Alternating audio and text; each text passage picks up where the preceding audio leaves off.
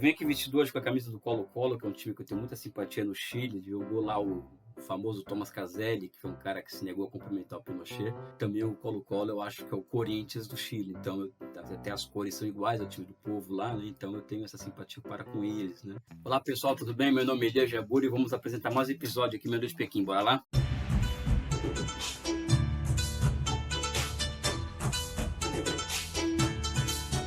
A ideia aqui hoje é falar de Taiwan.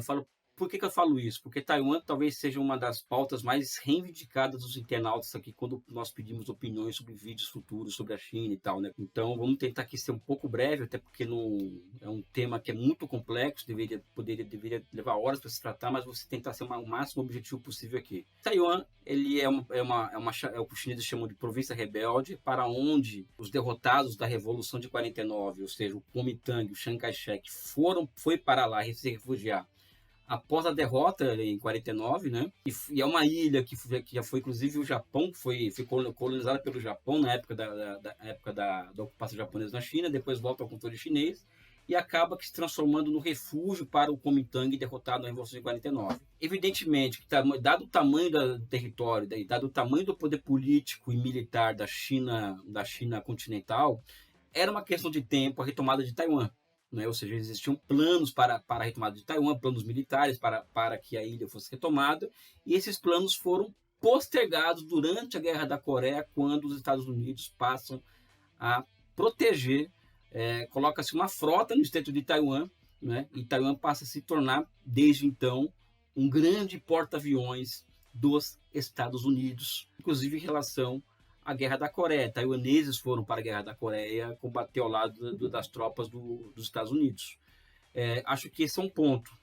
Outro ponto que é interessante é que entre 49 e até mais recentemente, apesar das divergências políticas entre o Kuomintang e o Partido Comunista da China, nenhum dos dois reivindicavam a existência de duas Chinas, ou seja, ambos achavam que existia uma única China. Um achava que era Taiwan e o outro achava que era a China continental. Tanto é que Taiwan, por exemplo, ela foi a dona do assento da China na Assembleia da ONU até 71. Inclusive, Taiwan representava a China no Conselho de Segurança da ONU até 71. E tem um fato curioso nisso daí. A Guerra da Coreia só acontece porque a União Soviética ela não compareceu às sessões do Conselho de Segurança, porque ela não reconhecia Taiwan como membro do Conselho de Segurança, e sim a China continental. Então, a ausência da União Soviética e a presença de Taiwan no Conselho de Segurança foi o que permitiu que os americanos mobilizassem a ONU a intervenção na Península Coreana, nessa guerra fratricida que foi a Guerra da Coreia.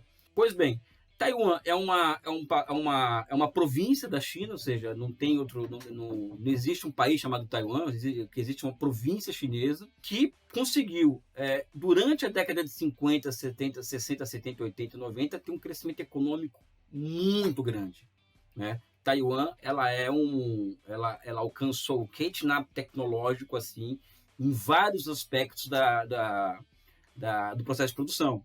E isso graças ao quê? Em certa medida, o Chiang Kai-shek, quando ele vai para Taiwan, o que havia de atraso político no Kuomintang, que eram os senhores feudais, os latifundiários, haviam sido um tanto quanto que eliminados durante o processo revolucionário na China. Então, o que foi para Taiwan era a gente muito mais ocupada, vamos dizer assim, com uma visão de uma China desenvolvida economicamente do que uma China com compromissos com os senhores de guerra, com latifundiários, com especulação, etc, etc. Ao lado disso, evidentemente, a abertura do mercado americano para produtos taiwaneses também foi um elemento fundamental para a estratégia de desenvolvimento de Taiwan. Taiwan alcançou um grau de desenvolvimento tão grande que maior do que o da China continental, né? O que leva o Deng Xiaoping, por exemplo, a elaborar uma fórmula de absorção de Taiwan, Hong Kong e Macau, que é a ideia de um país, dois sistemas, ou seja, essas partes da China que estavam desgarradas do continente seriam incorporadas a partir da ideia de que no continente continuaria a se praticar o socialismo, enquanto que nessas regiões o capitalismo continuaria a prevalecer por pelo menos 50 anos, ou seja, há uma fórmula que se foi encontrada para a incorporação de Taiwan. É evidente também que as reformas econômicas chinesas elas criam o que se chama uma zona de convergência econômica do litoral chinês, principalmente com essas regiões desgarradas do continente. Por exemplo, Hong Kong, hoje ela virou uma joint venture territorial de Shenzhen, enquanto que Taiwan, existem milhares de empresas de Taiwan na China. Então, os laços econômicos de Taiwan e o continente são muito grandes, né? Criando condições objetivas à própria reunificação do país. A grande questão que se coloca é que existe um elemento ali na Ásia que é um grande elemento desestabilizador daquela região, que são os Estados Unidos. Quando eu falo isso, não estou falando por uma questão de teoria da conspiração, porque a imagem que se passa hoje, por exemplo, a China é um país mais assertivo militarmente. Isso está na mídia o tempo inteiro, na mídia ocidental, né? Quem vê uma notícia dessa imagina que tem um porta-avião chinês transitando pelo Golfo do México, quando na verdade o que existe é o quê? Os americanos vendendo muitas armas para Taiwan, os americanos patrocinando o Partido Separatista de Taiwan e os americanos fazendo exercícios militares abertos no Mar do Sul da China, ou seja, existem porta-aviões americanos no Mar do Sul da China. Então, os Estados Unidos, ele certamente é o grande elemento desestabilizador daquela região. Então, cuidado com essa história de quando se fala que a China, sob Xi Jinping, ela é mais assertiva militarmente do que era antes. Isso passa uma mensagem subliminar de que a China está construindo poderio bélico para invadir os Estados Unidos, por exemplo, quando, na verdade, a China está construindo condições para poder se defender. Até porque o poderio bélico chinês é muito menor que o americano, em todos os sentidos, né? A relação de Taiwan hoje, pessoal, é uma questão muito suspensa. Eu sou uma pessoa que eu considero que quem vai resolver essa questão é a história. Acho muito difícil um processo de reunificação pacífica ainda enquanto os Estados Unidos existirem enquanto potência imperialista. E agora existe um outro movimento que é interessante, né? Os americanos promovem um bloqueio da China às tecnologias de chips de 7 e 9 nanômetros que dão base à construção da chamada plataforma 5G. Por uma coincidência histórica do destino, uma coisa assim meio maluca, o país do mundo que tem o poder, o software é americano, mas o hardware é feito em Taiwan, é a TSMC, ou seja, é a única grande empresa capaz de produzir em grande escala esse produto fundamental para que a China alcance os Estados Unidos em matéria de produção de semicondutores. Existem pesquisas que colocam a China como estando a 2 gerações atrás dos Estados Unidos nessa cadeia específica.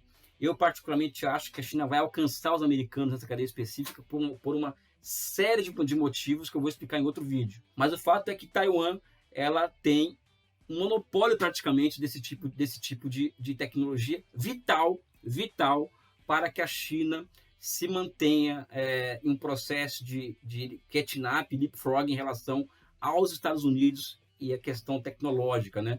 Eu vou além ainda, né? Eu acredito que a grande luta de classes no mundo hoje se dá em torno da capacidade chinesa em ter acesso às tecnologias de 7 e 9 nanômetros, né? Que somente Taiwan é capaz de produzir. E não é à toa, pessoal, que os americanos, há algumas semanas atrás, já estão aviltando a hipótese do seguinte: olha, se a China invadir Taiwan, a primeira coisa que Taiwan tem que fazer é destruir com a TSMC. Ou seja, olha o grau de beligerância que os americanos colocam na linguagem em relação aos dois países. Então, hoje, o grande imbróglio envolvendo China e Taiwan tem relação direta com os semicondutores e as possibilidades da China tem de alcançar os americanos nessa fronteira sensível que é dos semicondutores e o papel de Taiwan nisso daí. Então, é evidente que a carga imperialista na manutenção de uma propaganda de guerra muito grande, de que a China está para invadir Taiwan, é como se Taiwan não fosse parte da China historicamente, de que a China é uma ameaça militar para o mundo, ou seja, isso tende a aumentar ao longo dos próximos anos. Aliás, já está no limite de suportável essa propaganda de guerra sobre a China. Volto a repetir, não existe nenhum porta-avião chinês andando pelo Mar do México. Existem alguns porta-aviões americanos fazendo exercícios militares abertos na fronteira da China, ou seja, no Mar do Sul da China. Então, essa questão de Taiwan é uma questão que tem hoje relação direta com a guerra, que não é somente uma questão de soberania chinesa, não é somente uma questão dos americanos, apesar de reconhecerem que a China que existe de fato é a continental, continuarem patrocinando aquele regime, Não é somente o fato, por exemplo, de ter um partido de oposição abertamente anti-China e com crescente apoio popular, basicamente construído à base de uma ampla propaganda anticomunista e anticontinental, e com muita dose de racismo, inclusive, né? Ou seja, onde os americanos entram, eles levam esse tipo de ideologia, que é o racismo, né? E por aí vai.